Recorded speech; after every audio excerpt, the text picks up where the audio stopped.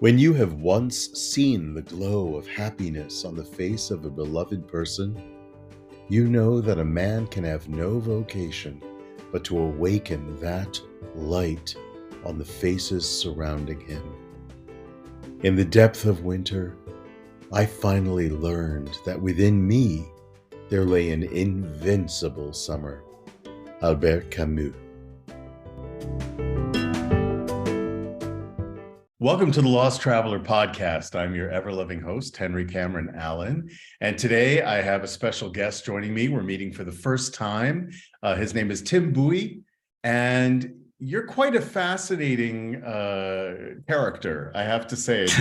My research about you, first of all, welcome. Oh, Really thank you so much. I feel very welcome. co-host here.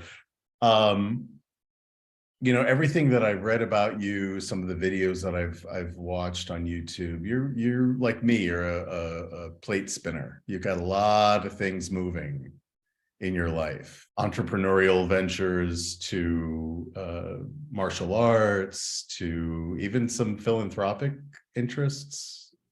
Yeah, for sure. I feel like my life has been like, first of all, many lives in one life. That's what it feels like. And I think it's because like my values have changed so much throughout my life, like very core values and belief systems that I've had. And I think what separates everybody is values and beliefs and what their vision for the world and how they see the world. And those things have shifted so many times, like concrete shifts, not like just like it's just been like in flux. It's like I was this person and then I was this person and then I was this person. And then now I feel like in this part of my life, it's taking all of those stories, because for a while I was like, I used to be that person. I'm not that person anymore. I don't even talk about that person. I don't even tell stories about that person. But now it's like I've come into this space where I'm accepting that that was me, because there are like parts of my story that are ugly, that are just I was just a terrible person, you know? So I would just kind of relegate that to the shadows, so to speak. And now it's just become an acceptance. It's become a part of my journey. It's become part of my power. It's become a way that I can connect to other people who can connect to that part of myself. And I think that creates that dynamism, that vulnerability, that sense of like, hey, this dude's been through some real stuff, and I can relate to that because that's where I'm at right now. Because I think if I just come off the way that I am and don't talk about my past, people can't really relate to me, because it just seems like I'm just fronting, or like I have no, like I'm just perfect or something. And that's not true either. I disagree. I venture to disagree. I think Okay. that we are as perfect as we can be in the moment Yeah. that we're in. And like you alluded to, there's no time machine to take us into the past, Hmm. redo or recapture who we were, or fix anything that merited fixing in the moment that it happened. Just like there's no time machine to take us into the future to even know what's going to happen 5 minutes from now. 5 minutes ago, I didn't know you. And now it's like I'm hanging out with an old friend, you know? I mean, it's Yeah. that profound and that simple at the same time. And when people say to me, I'm not perfect, I'm like, well, I always reflect on my fourth grade teacher, Mrs. Art. Okay. This was at the American School in Brasilia, Brazil. Oh. And she was a very tall Scottish woman, adored her.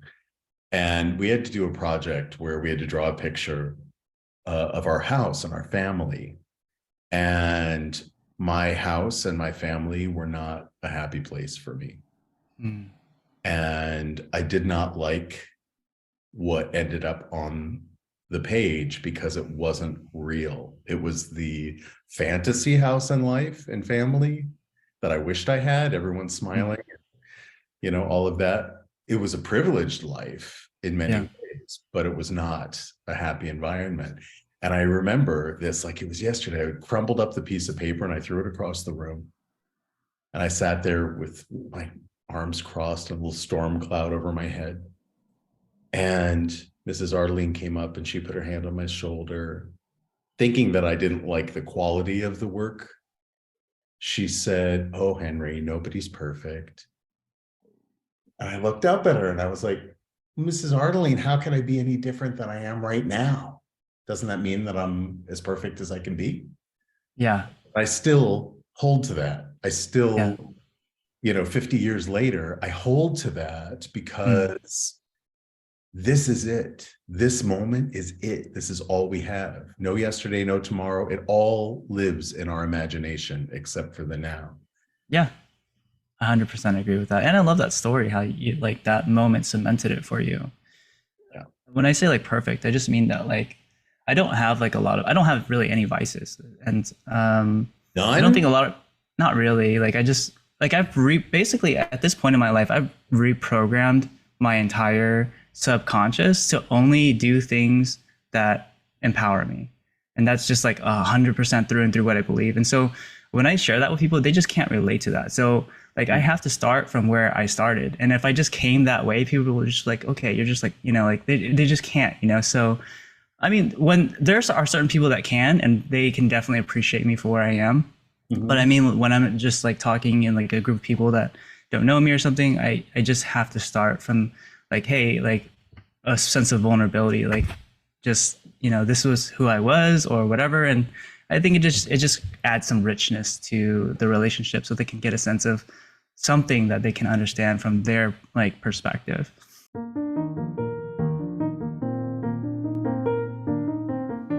Your generous sponsorship and individual support of the Lost Traveler podcast benefits the Lost Travelers Club, a charitable project under the fiscal sponsorship of United Charitable, a nonprofit 501c3 organization.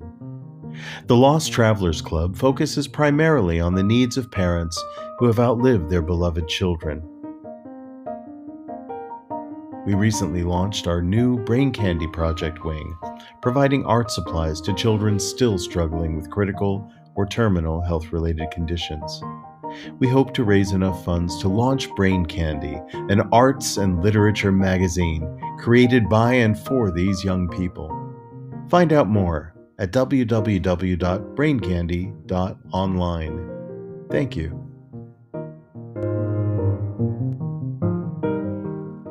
Well, now that you've opened that can of worms,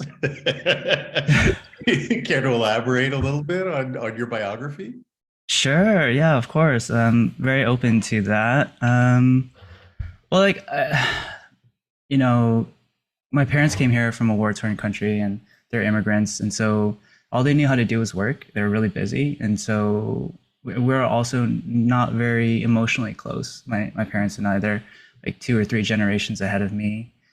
They had me. I was the last one. They had me very late. Basically, I grew up quite estranged from my parents, and I think that created a condition for me to be chronically depressed, just really lonely growing up.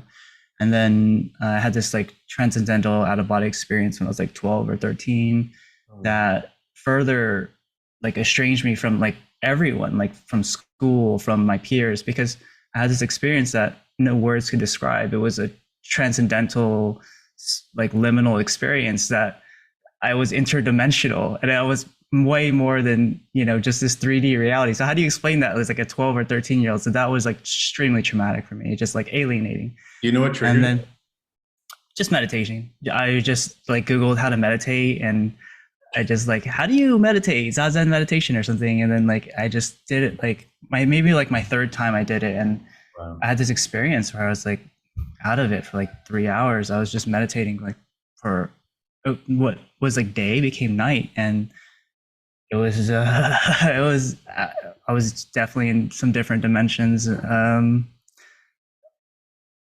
And it made me question everything that I had been told about this world and like who I was, what I was, and what we all were. Like it just, but it made me know that that there's more truth, and I had like a taste for that now, Mm. and then I had a taste for what wasn't true, and so it was very hard for me to connect just like on a day to day, just normal conversation at school with your peers and stuff, talking about Power Rangers or whatever, Right. and it, I was just like, none of this is real, you guys. But like, who, like, there's just no way. So all this estrangement basically led me to just find love, in weird places. And one of those weird places was in the streets.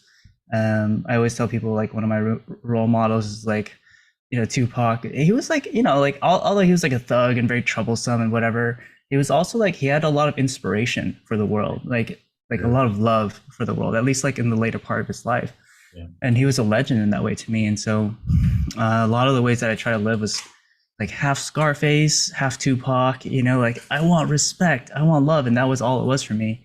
And so I would do anything for that, including, you know, selling drugs, fighting people, like selling guns, growing drugs, like everything that you could see in a movie. That was my life. And I thought that was the cool thing. I was like, oh, I'm living in a life, but I mean, like, I'm living the life, but that's not really I was like worried about like, oh, if you take a picture of me, like the FBI are going to be able to see me. I had friends that were like getting, arrested and going to penitentiary and all this. So like I was paranoid. It came with everything that Scarface came with, and I was like, yeah, this is probably not how I want to spend my life.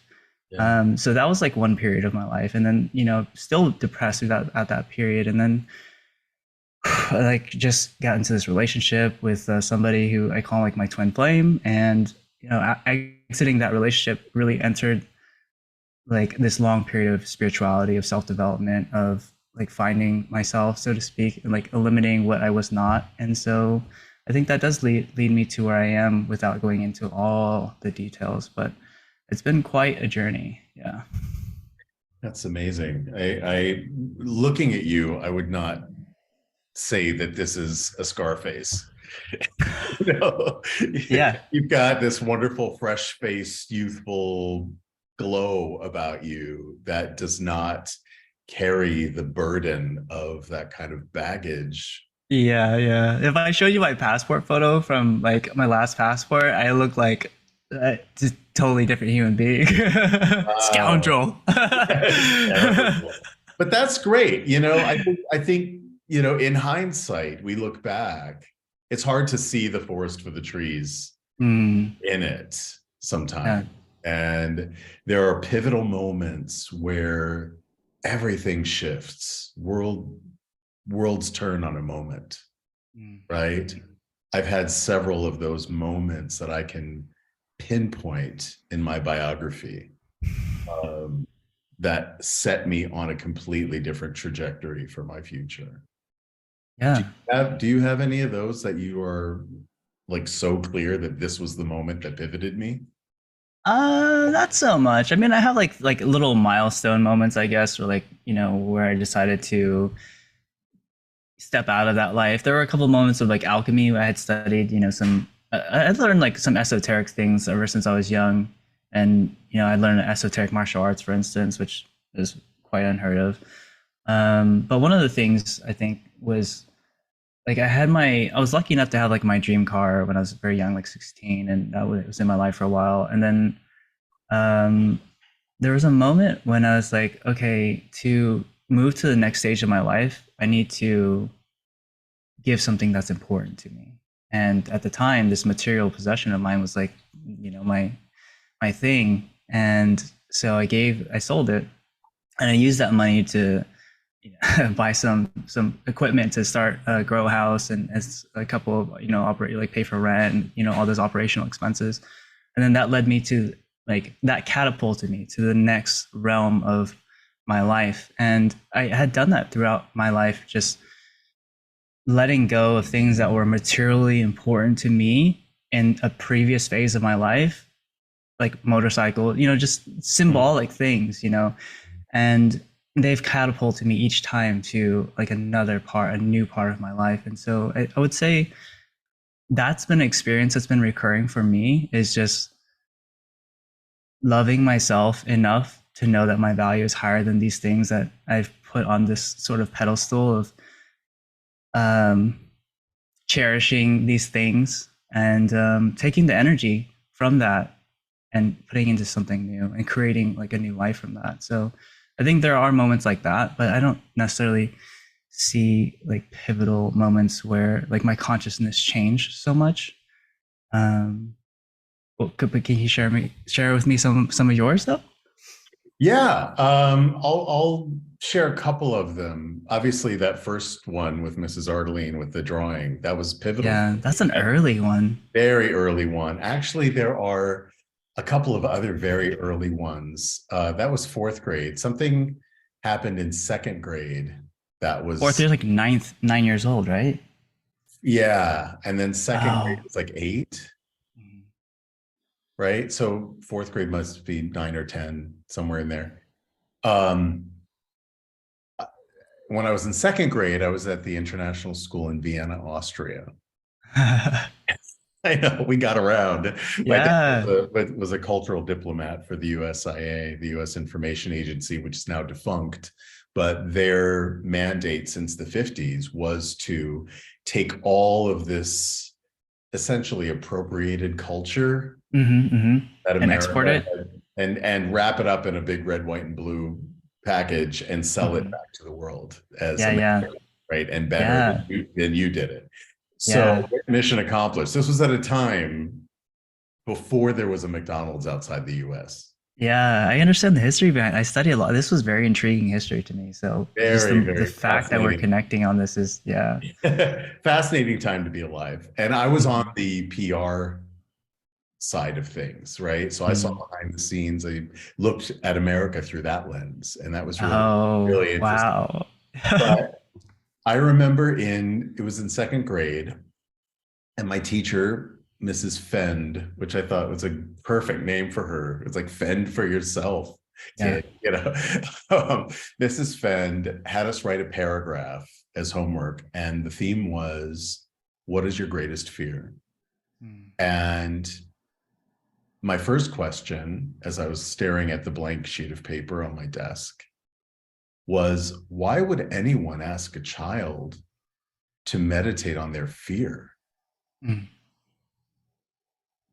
That tells you what kind of 8-year-old I was. And I sat there, just trying to figure that out. And the only thing that I could think of, because I wasn't a fearful kid, I wasn't afraid of snakes or the dark or being abducted Okay. or anything. Yeah. Um, the only thing I could think of was outliving my children. Huh. Wow. You Fast were very sharp. forward, well, fast forward, and I have moved through that fear. I lost my son to brain cancer when he was 13. He was my only Sorry child. to hear that. I was a single dad. And Wow. once that fear was resolved, it opened up a whole new place in me to recognize that it is completely plausible and possible to walk through this life fearlessly. Wow. Right? So his release of the physical Mhm. opened up freedom from fear.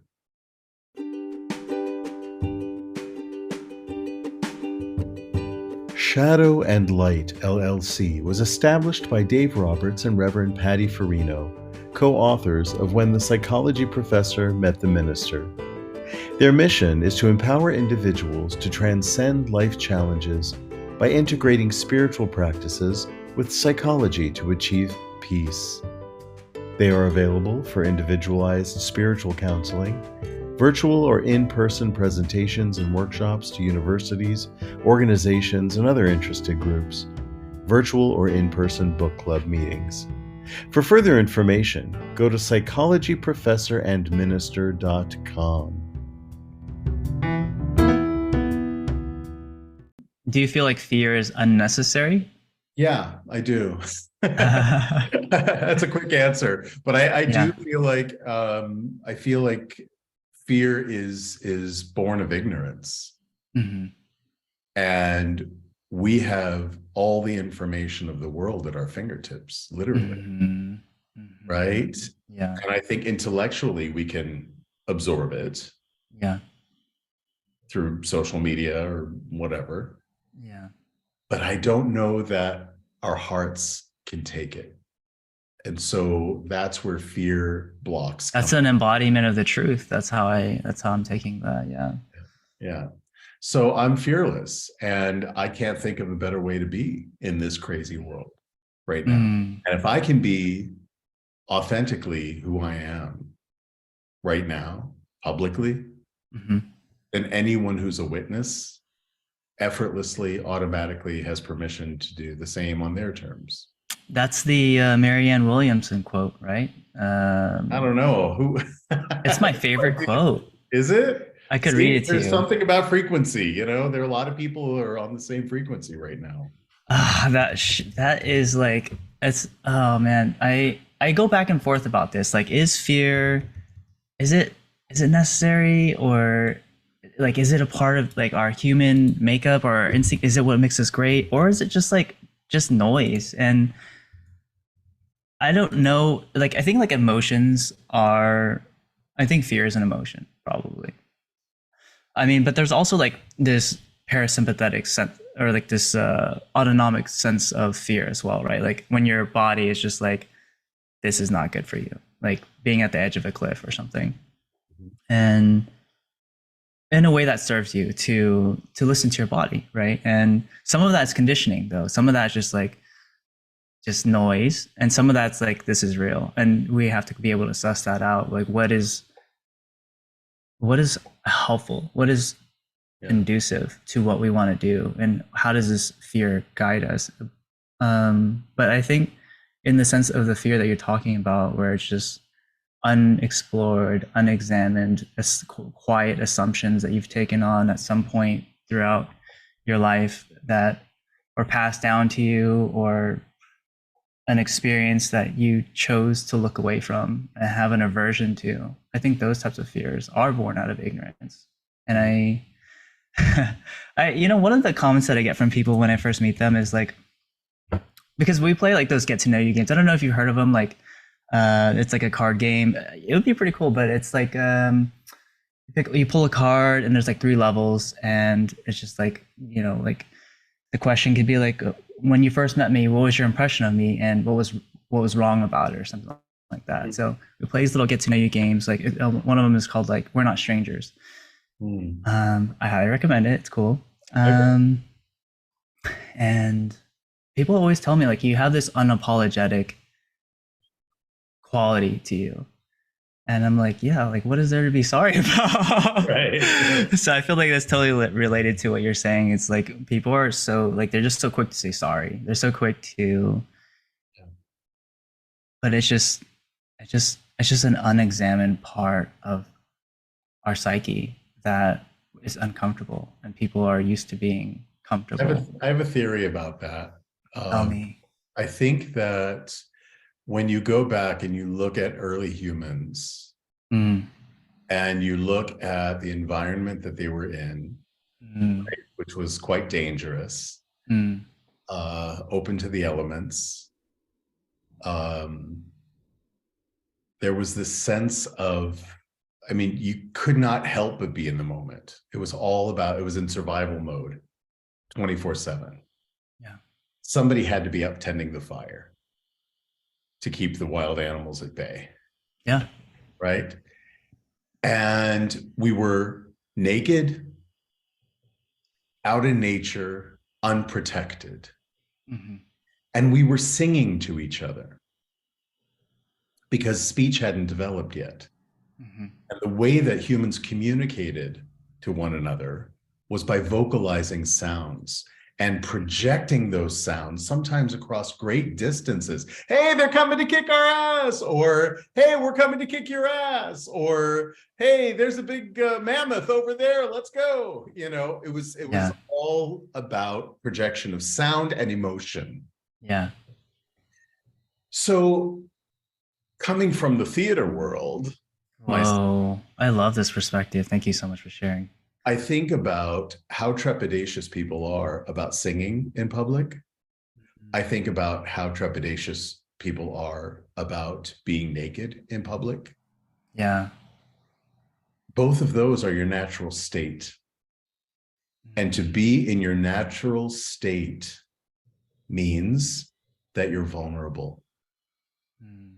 You're vulnerable, you're unprotected from attack, be it physical attack, right? Or attack from the elements, cold, heat, whatever.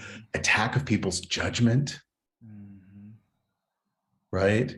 Mhm. And so it takes a great willful act of courage Yeah. to put yourself in a vulnerable state.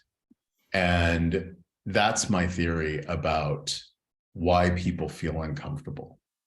And we Yeah. have over millennia built structures around humanity to prevent us from feeling vulnerable.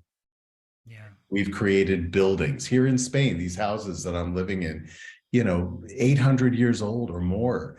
They're built of 2 foot thick granite, That is right?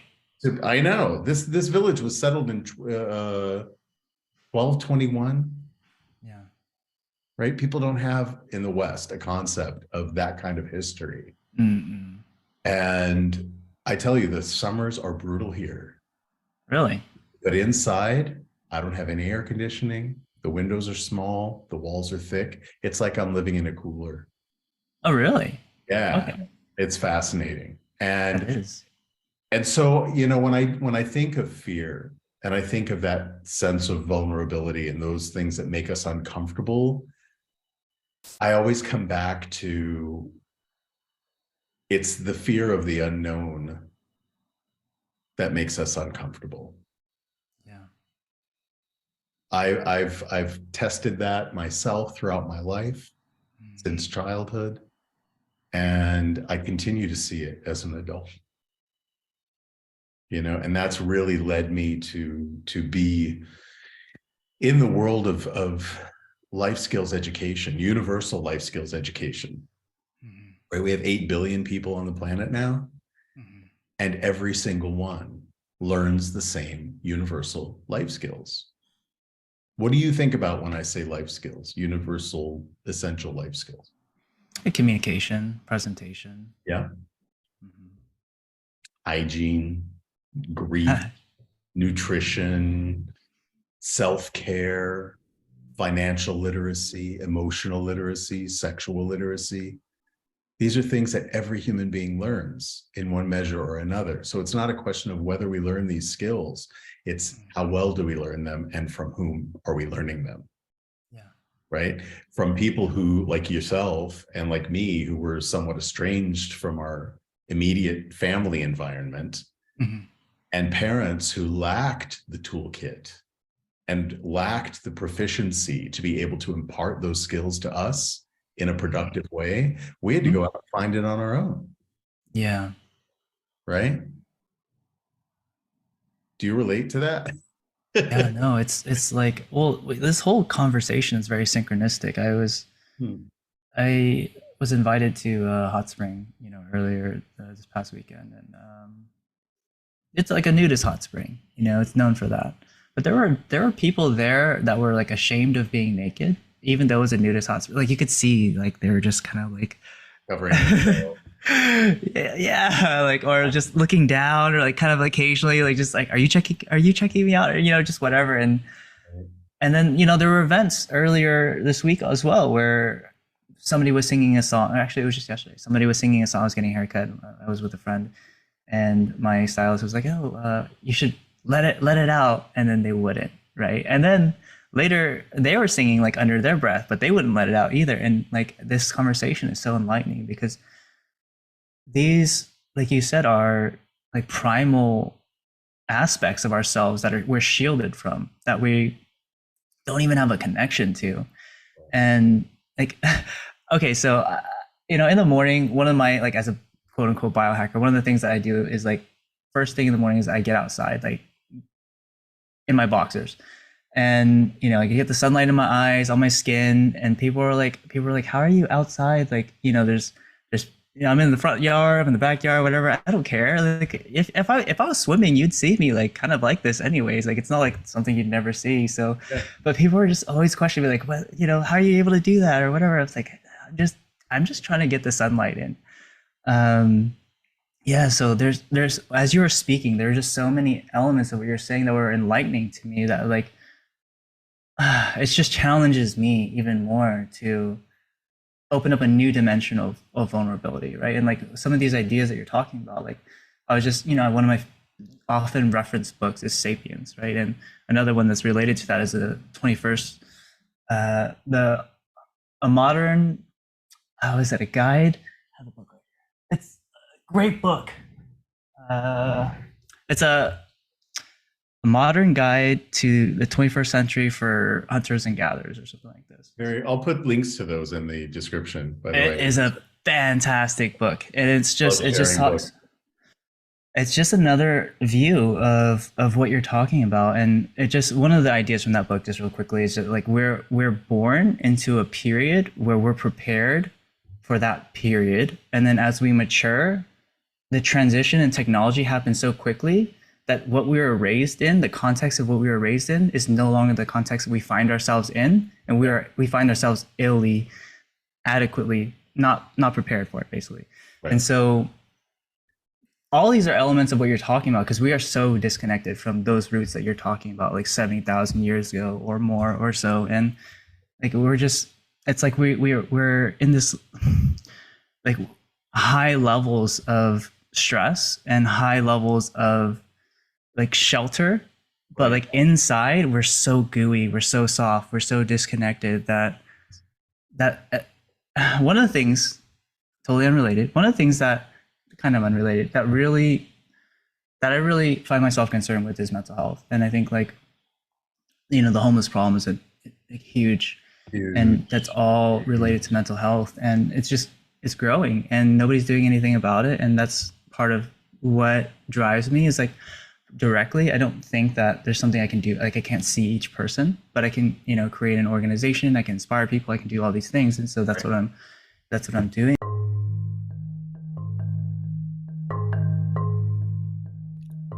Are you looking to make a difference in the world, but not quite sure where to start? Join me in becoming part of Desire Childcare Organization's global family. Desire Childcare is a fully volunteer based organization in Uganda dedicated to providing essential needs, holistic arts based education, and a safe family environment to compromised and vulnerable children. With a monthly sponsorship, you can help make a significant impact on the lives of these young individuals ages 2 to 14. What sets Desire Childcare Organization apart from other charities is that it has zero administrative overhead, takes great pride in full transparency, and building trust in our support circle. We also have a short range plan toward achieving self sufficiency through agriculture, so the need for support is temporary. Think of it as a leg up. Empowering and inspiring children is our mission, and we want you to join us. By visiting desirechildcare.org today, you will learn more about our organization and how you can help us in our efforts to make a positive impact on these children and their future. So, what are you waiting for? Let's make a difference together.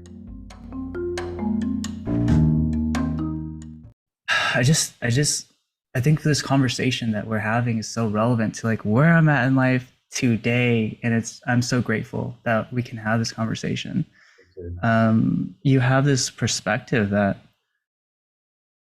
really challenges me. Like these formative experiences that you have when you're just a kid, that you're sharing with me, that are enlightening me today. That's, oh man, I'm so grateful for that. Thank you so much. Well, it's an honor to be able to share it, because these things, I can't expect that the tools in my kit can be used by anyone else the same way that I use them, right? Because you're not me, but you have a toolkit. Everybody does. I don't care how old you are. I don't care where you come from, your biography, your parents' biography, whatever. Mm-hmm. You already have a toolkit. Those are your life skills, Mm-hmm. right? And some tools can be improved upon. That's what I mean by proficiency. And so what I am here to do is lay out my toolkit and say, That's cool. here, let me show you what I've got. And maybe you've got a tool in your kit that you can synthesize one of my tools with Mm-hmm. and create a unique tool for your journey. Yeah. And then someday, hopefully, you'll lay out your kit for somebody else. I feel like you're such a good storyteller that like these tools are coming out metaphorically, like analogous, like just to it's just a part of the story, and whatever you get, that's part of the toolkit that you download. And I so appreciate a good storyteller. And so, I'm trying to learn to be a better storyteller because I think that there's so much power that we can like exude within the transmission of a story, and you're able to do that effortlessly. Well, So I and appreciate that about listen, you. it's thank you. I think some of it is something I came with in Yeah. this life. Um, but I think we glean along the path. And this is why I love talking with and mentoring younger folks. Hmm. And this is why I love talking with and mentoring and being mentored by older folks than me, because Hmm. they've seen some shit. They've seen man's inhumanity, Hmm. you know, and they come equipped with tools that I can never even imagine having to have built for my life and for Yeah. myself. People Yeah. look at me and say the same thing. I can't imagine losing your only child, right? Well, guess what? There are people who, and they say it's the worst thing that can happen to a person. Well, did it suck? Yeah, it did. Yeah. It was horrible. But I can't say that it's any worse than having your best friend gunned down in cold blood, Yeah. right? Or I can't Yeah. say that it's worse than losing a beloved family member or friend, right? Hmm. Or Hmm. coming, as you say, from an environment of war Hmm. and oppression, right? I can't say that my experience was worse. I can't say either that it was unnatural. That's a typical response that people come at me with. Oh, Hmm. it's unnatural for a parent to outlive a child. Well, sorry, but child loss is not new. It's been happening since the beginning of humans, and it's how we react to it. That's the challenge, right? It is our own trigger. Why, whenever I'm triggered by something, my first question is not pointing a finger at somebody else and blaming them or finding the villainy in someone else. Hmm. My grandmother used to say, when you point a finger at somebody else, honey, you got three pointed back at yourself, Yeah. right? And Yeah. I reflect on that a lot, because when I feel an impulse or a trigger that wants me to peg somebody as a villain, I always check in with myself first and think, why am I triggered by that? Is that their stuff or is that my stuff? I come Hmm. across this all the time in my mentoring work. Yeah. I have to sort out in terms of mental health. And I, believe me, especially after Cameron's loss, I went into a deep depression. Hmm. As one can imagine. And I struggled with depression my entire life, Hmm. from childhood forward, Hmm. until I changed the way I ate. Hmm. Nutrition was the magic key for me to cure my own depression. Hmm. I even hesitate to call it my depression.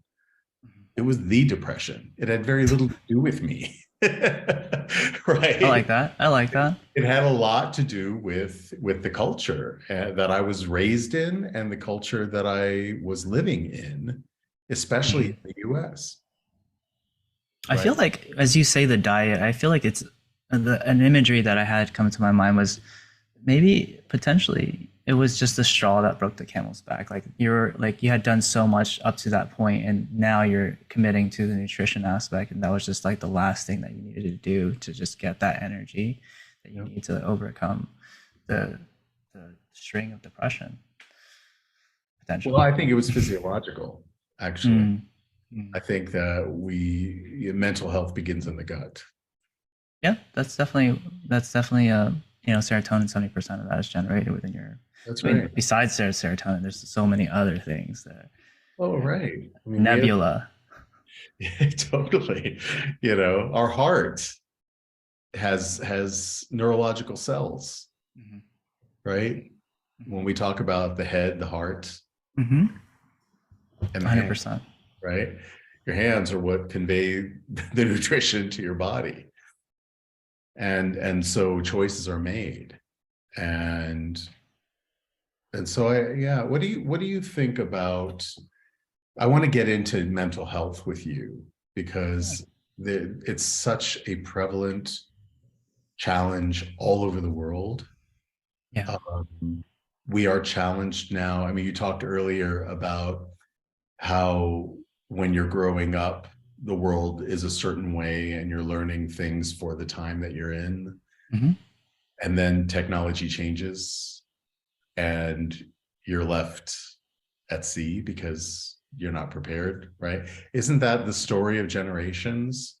Right. I look at people my age or older who are really struggling with technology from 20 years ago, let alone how it's changing so fast now. What's your Yeah. experience of that? Um, Yeah. I mean, Go ahead. I've always strived to like, hang out with people that are younger than me, so I know what's coming up and how their mindset is around technology, how they use it, because that's the fastest way. I mean, like to learn from other people is the fastest way really, and the way that the way that their minds are wired around technologies is insane. Um, I was like just a couple, I guess now maybe 5 years ago, but I was judging at a middle school robotics tournament competition. Cool. And it was mind blowing to me that these middle schoolers were programming live these robots. Like they're like you like it's just like, okay, you have to do these things with this robot. Like it has to go this way, sense these things, pick up these things, go over here, go, and like you have 30 minutes to do it. And then we give them another round. They have to, and then they're just constantly like they're just geniuses. But it was normal for them, and um, I think I think we in the past we were given this limiting belief that neuroplasticity is something that only happens from 0 to 7, and now we know that actually it happens throughout your entire life. Ireland. And I think part of the problem with the neuroplasticity thing is people become very attached to their identity. I'm this kind of guy. I'm a red, rare steak guy, or I'm a golf guy, or I'm, like it's these are very rigid, confined labels that we give ourselves that limit everything that we can be and how we can relate to other people. I'm not that kind of guy, and I think that's part of the process of ossification in general. And I think ossification is something that happens in the mind, it happens in the body, that's physiologically that can present itself as, arthritis, it can osteoporosis. Like, I mean, like if you see like some of the ways that people degenerate when they walk, right? Like it starts with their maybe like something in their knee or their hip, and then it goes up in their neck, and then they're less and less mobile, and then they're hunched, and then so like you can see the progression of degeneration happen in people, Oh, and the word there is ossification. There's a hardening, there's a rigidity that's not natural, because like in the nature of like being, there's energy must move, and so like whenever energy is stagnant, that's when there's trouble. And so yeah, I think that can happen on so many levels. um do you feel like it's happening younger these yeah, for days? sure. There's also a problem with, our brains don't fully develop until we're at least 25, right? Especially for men. And with part of that developmental phase is a myelination of the brain, where like the brain becomes protected by fat cells, like these. I mean, not fat. Yeah, well, basically fat cells. Like your Right. brain is a lot of fat, and so like it creates a Faraday cage around like the cells of your brain. And so when you don't have that and you're consuming a lot of technology, you're like these waves are affecting your brain and affecting your eyes. And so we're like in one of these books that I've mentioned, like our brain is actually shrinking as we're going into the future now. And for 70,000 years coming to present, like it was actually growing, but now we're going to this period where it's shrinking. What is that about? And so the technology that tomorrow's, like today's luxury is tomorrow's just like necessity. And I think these necessities that we don't necessarily earn through effort, it creates a condition where we're degenerating. And I think like that's what rites of passages are all about. We don't have rites of passages anymore. There's no Oh, earning anything. You haven't earned your manhood. You haven't earned the car that you drive, the speed that you can drive it at, like anything. And so I think that is a huge problem that feeds into the mental health issue, is that like nothing is earned, everything comes, and there's no relationship with that thing. And then without that relationship, there's no gratitude. And without that gratitude, there's no fulfillment. There's no sense of like, in this present moment right now, this is what I have. And everything came before this moment to give me this thing. There's none of that. And so there's not a only what disconnect. came in your own biography, and thank you, that was beautifully said. Absolutely, 100% I agree. But not only your biography has led you to this moment, Mm-hmm. biographies of your parents, the Mm-hmm. biographies of your grandparents, I love this. biographies of their grandparents and their all the way back to the common ancestor we all share. Mm-hmm. That's a whole lot of love that led you to this moment. And your entire biography and theirs, my entire biography and my ancestors, including my son, who is now my ancestor. Talk about a Yeah, mind blow. that is. It's all led to this conversation. Mm. All of it has led to this meeting of the minds Yeah. and hearts and spirits. That's something to be noticed. That's something to be held in gratitude. Every day I meet somebody and I know and I feel so potently, and I'm grateful to all of my ancestors that their love has brought me to this moment. So that's the fuel in my tank.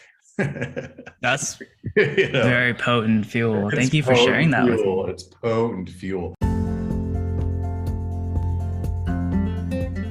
Balance, pain mitigation, range of motion, athletic performance, focus, memory, immune system support, and REM level of sleep.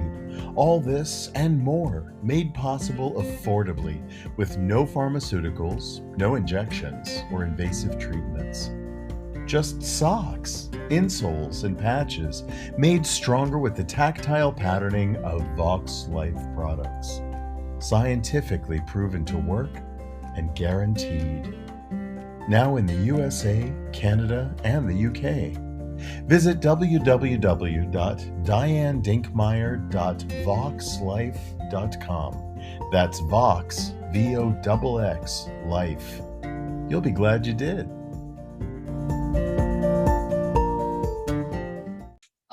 One of the things that I've taken to with the Lost Traveler podcast, because let's face it, we're all lost travelers, every single one of us. And what I was getting to in reflecting on what you had said earlier about meeting technology in the moment that you're in, and really only knowing what came before and not being prepared for the next level,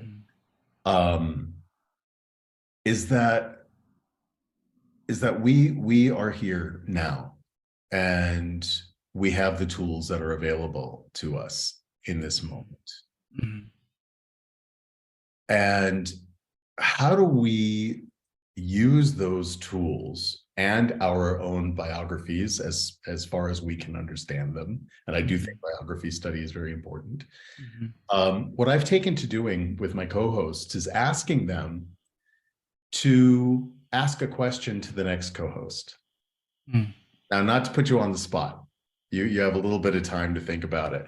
But I want to offer you the question that was left by my last co-host, Sure. for you. Okay. And the question is, what do you do on a daily basis to make the world a better place?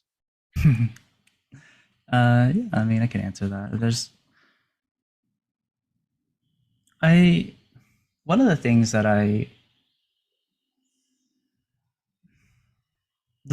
one of the things that I do every day is I connect to my vision.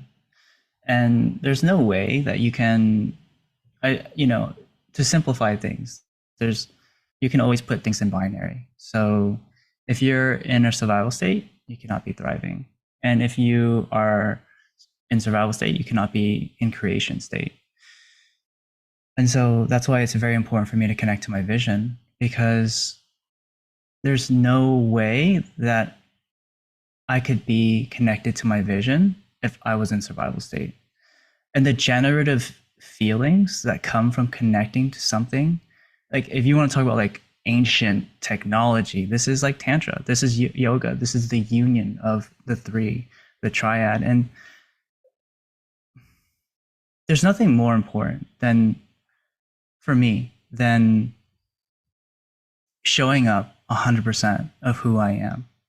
And part of that is cultivating the sense of love that I have for myself. But it's, I have to cultivate that. Like this is goes back to this, you have to fill your cup up, right? And I have to cultivate this cup for me, and I have done it for such a long time that it's overflowing and it's just coming out of just love. And it's, when it's overflowing, all of that that comes out of that is not just for me anymore, but it's just this signature, this feeling, this thing that I exude that is free for everybody to have. And part of my vision is that people that I connect with are inspired in some way. And it goes back to what you were saying earlier about just giving people permission. And it's not like, oh, you have permission to do this. It's just, this is the way I am unapologetically, and you could be this way too. And there's, you can directly tell somebody what to do, or you can prescribe ways to help people. But if they're not ready, they're not going to take it. But Exactly. what they will take, whether they're ready or not, is subconsciously, they will take the way that you're behaving. And that will leave a mark somewhere in their mind. And if they're ready to take it, they will be inspired by it. If not, it will be inspiration for later. And that's just what I believe. So everything has to go back to the central locus of control, which is yourself. And if you're looking to impact anything outside of that, you have to have everything inside of that under control. And when I say under control, I just mean that I have a sense of love for myself that is so deep, that is so unmovable, that is so real, that I've experienced that. Like it's a feeling that I have within myself that I exude that and I generate that. And there's a resonance to that that people can sense. And that is inspiring. And through my training organization, that's what I'm looking to transmit, is just transmit this thing that it can exponentially ripple out. And I know that there's only so much I can do by myself. And so I need to generate this thing that is so overwhelmingly, undeniably awesome that it just keeps going, like the Olympic torch. Right. And part of, I think the basis of that practice is looking at these life tools, right? And I love the way that you put that, because you have to take inventory of your life tools. And that's what self-awareness is. Where are my tools coming up short? Where am I coming up short? And what's the relationship of that with my life tools? Only you Because know. Only yes, you know. Nobody can tell you. yes, yes. And that's what self-awareness is. And you have to reflect on that, because there's a level of causation between where you come up short and how prepared you are and what your life tools have set you up for. And a big part of that, I think, is just creating the space for that to your mind already wants to show you that. And so when you create the space for that, those things will come and they will become apparent to you. And when they're apparent to you, they're undeniable, and you'll start seeing them everywhere. And as you see them everywhere, you start to learn from those experiences and you embody those experiences so that you can move to the next level. And that's just, I think people are so, it's easy to be caught up in the yang aspect of things, in the doing, in the work, and just feel like even if you're hitting a wall, to just keep, is to allow time for things to culminate, for them to coalesce, for them to compound, for them to become non-linear, and then allow them to expand on their own. And that's like the relationship between the yin and the yang. And it's just like working out. People think that I work out hard, I'm going to get strong, but that's not where the strength comes from. That's where the breaking down comes in. And if you keep doing that, all you're doing is just breaking yourself down. Like it feels good because you have a connection with your body, but you're just breaking yourself down. When you get stronger is when you rest. That's when you get stronger. And that's not a conscious thing. Like I have to get stronger while I'm resting. It just happens on its own. It does. It does. The body has natural processes. I was talking to somebody the other day. I've been focusing a lot within sort of private conversations about what I call education, and it's about preparing as much as is possible for the process of aging, educating around the whole process of aging. I recently, like a couple months ago, heard the term andropause for the first time. I've never heard of that. Look it up, brother, Okay. because Okay. you'll get there. You've heard of menopause, right? Yeah. Yeah. Well, Okay. So this this is essentially androgen. menopause. Yeah. Okay. Okay. Yeah. And of I'm with course, it. it's not connected to menstruation because men don't Yeah. menstruate. But Yeah.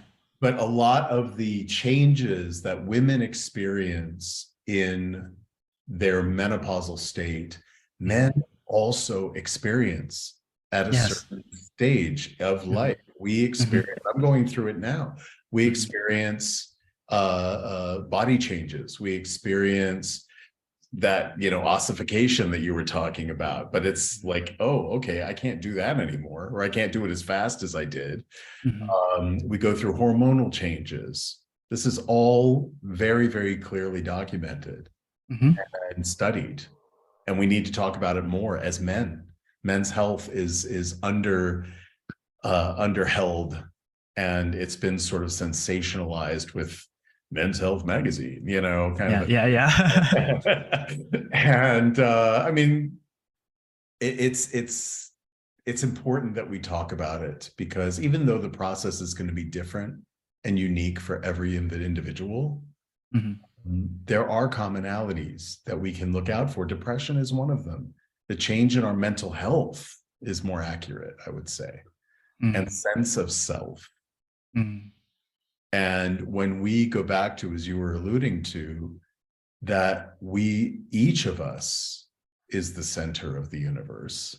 I mean, essentially, we are the universe. Yeah. Right? We're made up of all the same stuff. We're all the same mechanism.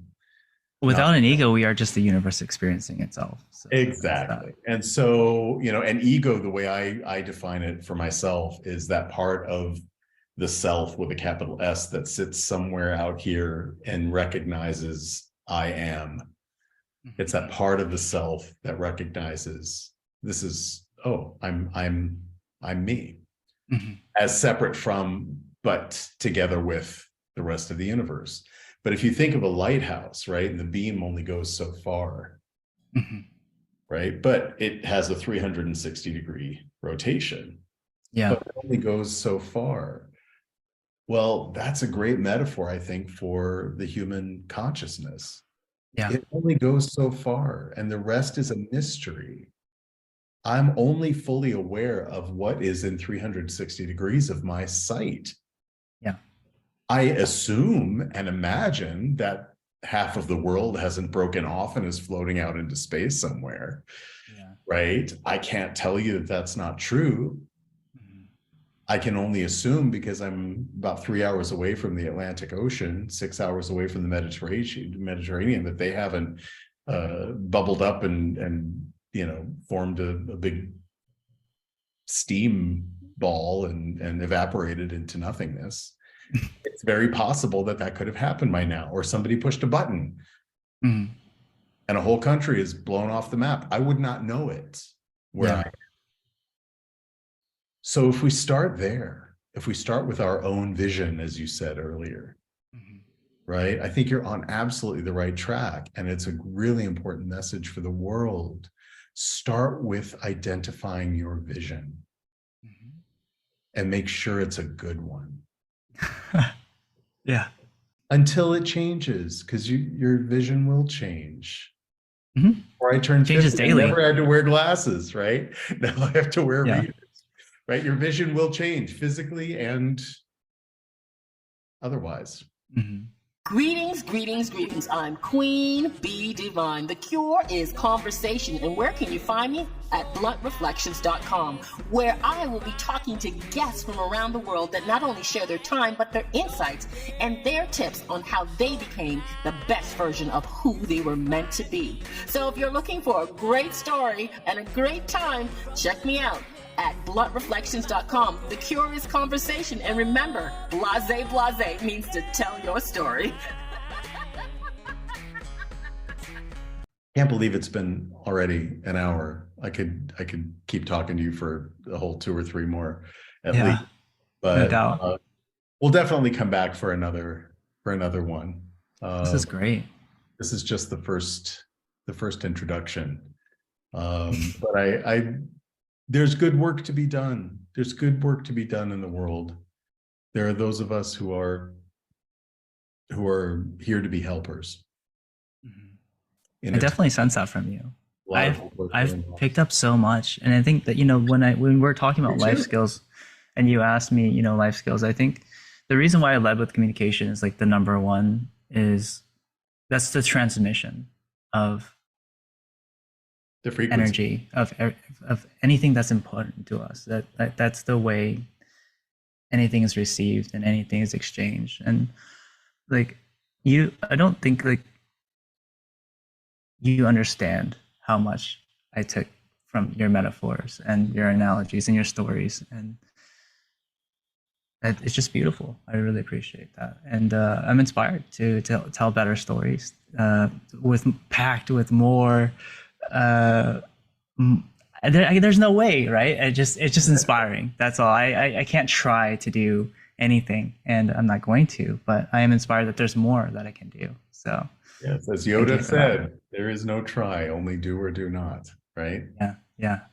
And that's the beauty of it, is that we can choose. And I talk about this a lot. I know my listeners are probably tired of hearing it, but I'm meeting a new soul every interview, every conversation that I have. Mm-hmm. And I think it's an important part of this discussion is that, I don't experience time and space the way people do. I look at it not as a horizontal timeline, Monday, Tuesday, Wednesday, 1 o'clock, 2 o'clock, 3 o'clock, January, mm-hmm. February, all of that. Mm-hmm. It's a pinpoint in time and space. And that's all it is. Yes. You're free. It's what existed before the Big Bang, right? Mm-hmm. It's that pinpoint. Or less than a pinpoint, less than a moment. That's what's real. And surrounding that point, call it point A, is an infinite peacock tail of possibility, right? If you imagine it unfolding in a peacock tail behind this point, right? Mm-hmm. Infinitely. All you have to choose is which path to go. You're the one with all the power to choose in that moment where your point B is going to be, right? Yeah. And if you arrive at that point B and you find that you don't feel good, you don't feel safe, you don't feel happy, you don't feel productive, effortlessly, magically, it turns into another point A, surrounded by an infinite peacock tail of possibilities. And all you have to do is choose a different trajectory. Yeah. And that, no, I love that second part is the beautiful part, is that it's not like you have to start over. It's just you have more data and you get to make another choice. Exactly. Go from where you are with the tools that you've got and see what happens. It's not a gain or a loss. It's just something else. Well, I don't believe in failure. Yeah, I love that. There's so much. That's what I'm saying. There's just so much there. How do you? I can't help myself. It reminds me of this. So my client, he was so excited. He called me. I was hiking. I was in the mountains. He's like, "Can I talk to you?" I'm like, "I have no reception." But so I hiked like 20 minutes. I was at the hot spring, so I hiked like 20 minutes just to have a conversation. One of the things he shared with me was this quote that he had been thinking about, which is like, "You're the master of your fate and the captain of your ship." And I think that really speaks to what you're saying, because like you can be lost at the ocean and you're looking for land and you end up somewhere else, but you have to figure out from that place if that's the direction you want to continue going or where you want to go. And I think part of like what we're talking about, ossification and rigidity, is being aware that you have choice and what kind of choices that you have to change the direction of the flow of your life. And I think oftentimes people think if they end up somewhere they don't like, they'll just go back to where they started, or they have to like, oh, I have to start all over again. Like I'm 30, how do I recreate my career? I'm Right. I'm 50, like I don't have time to do all that. It's like, what do you want to do then? You want to keep going that direction? But like, no, it's not even that. It's not that direction or that direction. You can go 360 degrees, like you say, and all of them are beautiful options that people just maybe they're not aware that it's right under their nose. And so that's, I think, the difficulty. Well, and that's also in the teaching. That goes back to the question of who taught you your life skills and how well you learned them. How equipped were your teachers to teach you those particular skills? And if you sense a lack of proficiency, this is, again, the lost traveler. If you're feeling lost, let that place of feeling lost be your point A. You know what would be really beautiful? If you had like a parable or a fable for every one of the life skills, but just one. I think you could do so much by just transmitting this story, and like in each life skill. Like, I think it would be beautiful. It would be like your little library of Alexandria. You should do that. My library of Alexandria. Will you help me with it? Yeah, of course. This is you're the master of this. I'll be your hands. Good. I'm no good working on my own. I'm a collaborative spirit, and I think great things can come when visions collide. Yes. I really believe that, and I've found many people in this journey that not quite to the degree that I want it to be yet, but it's a journey. It's not the destination, right? So, have you thought of a question for my next co-host? Yeah, I think the most natural question is like, what is the vision that you have for the world that you're creating? I think that's just the natural question that I have for a lot of people. For the world you're creating. Yeah. That again, it alludes to the power of the individual to manifest. Yeah. And how big that can be, and how big what you have to become for that to happen.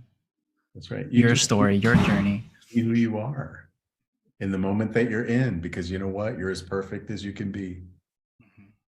But the gift of our humanity, and we'll end on this.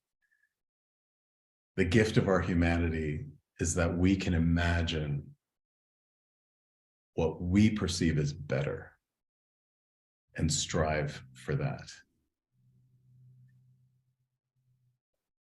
Tim, brother, great conversation. I love this. This is fantastic. And we'll definitely stay in touch. We'll do it again. Yeah, 100%. Yeah, I'm definitely would love to connect with you. So let's do it. Great. We'll do it.